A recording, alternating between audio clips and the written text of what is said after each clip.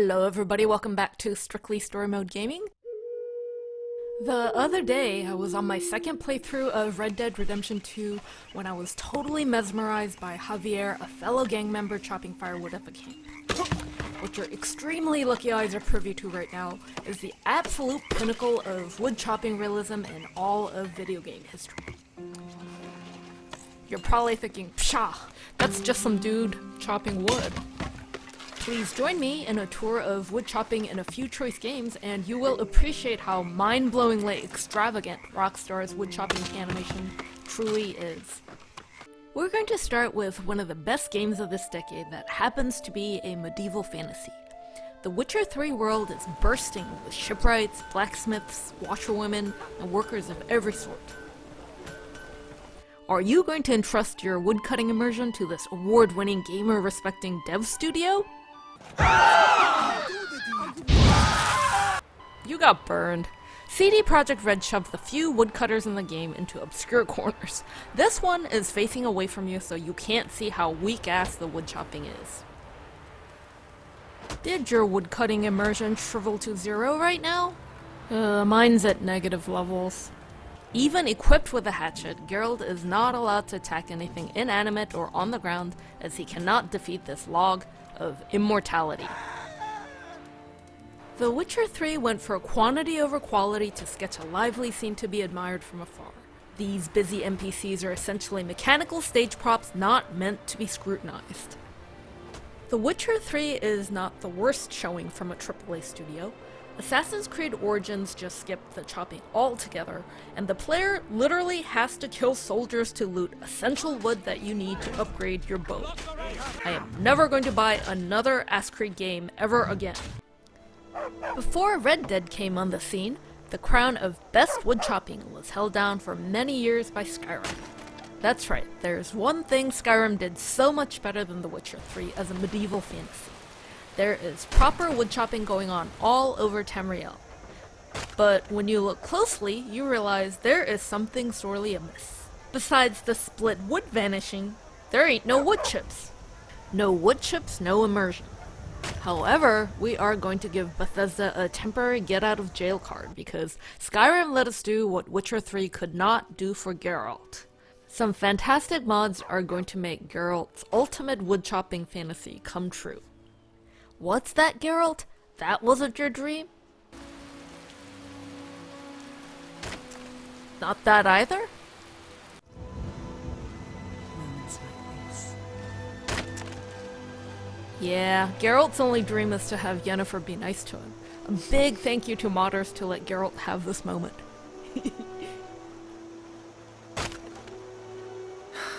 My, it's lovely. Skyrim has something way better than wood chopping. Why use an axe when the Nords possess an advanced technology? Skyrim has 10 hydro-powered lumber mills throughout the holds. My favorite is Half Moon Mill on Lake Ilanalta.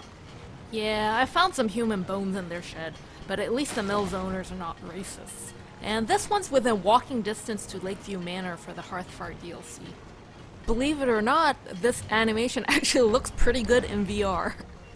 Did the disorganized wood piles of Skyrim profoundly disturb your sense of order? Me too, friend, me too.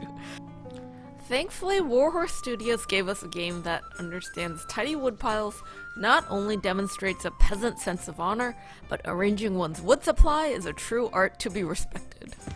I introduce to you Kingdom Come Deliverance, a historically accurate medieval role-playing game of 15th century Bohemia.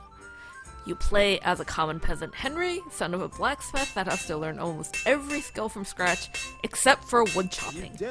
Sadly, the base game teases you with axes stuck on wood chopping blocks everywhere, but never a wood chopper, nor can Henry chop wood to eke out a living. Henry also encounters wood camps in the forest, but no wood chopping is to be found here. Workers follow the Witcher 3 playbook, pretending to saw logs and clean branches, never making progress.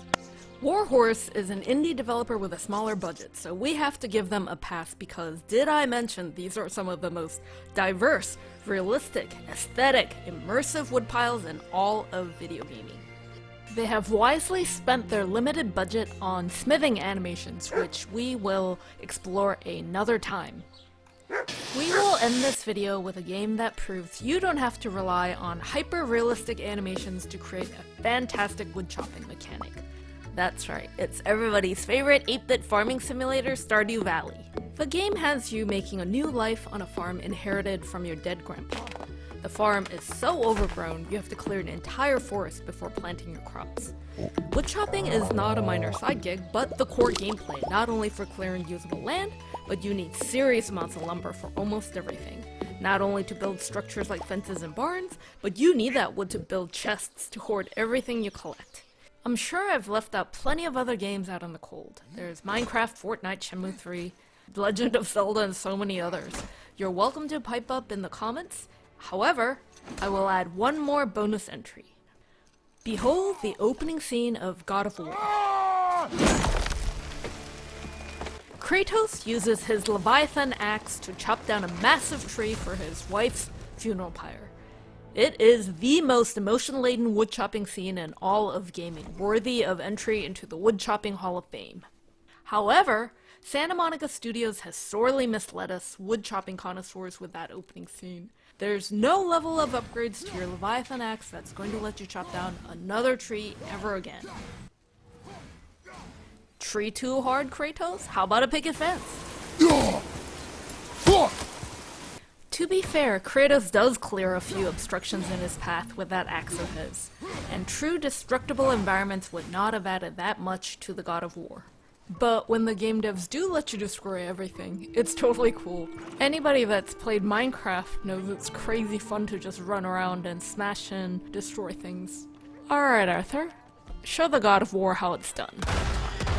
You can wreck any fence in Red Dead, and it totally adds to the immersion of the game.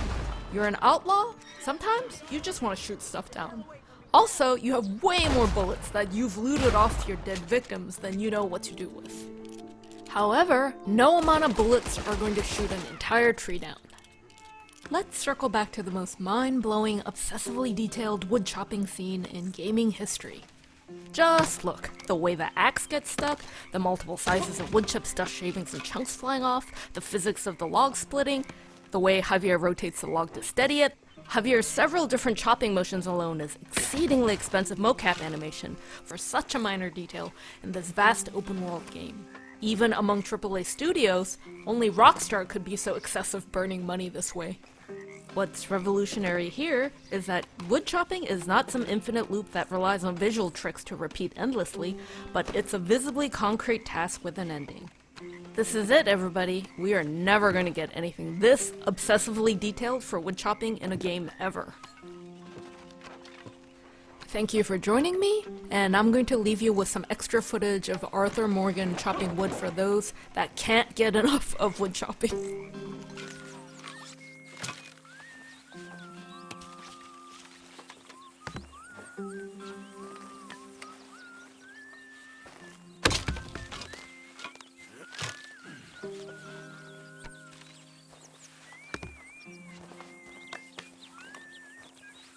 No thanks.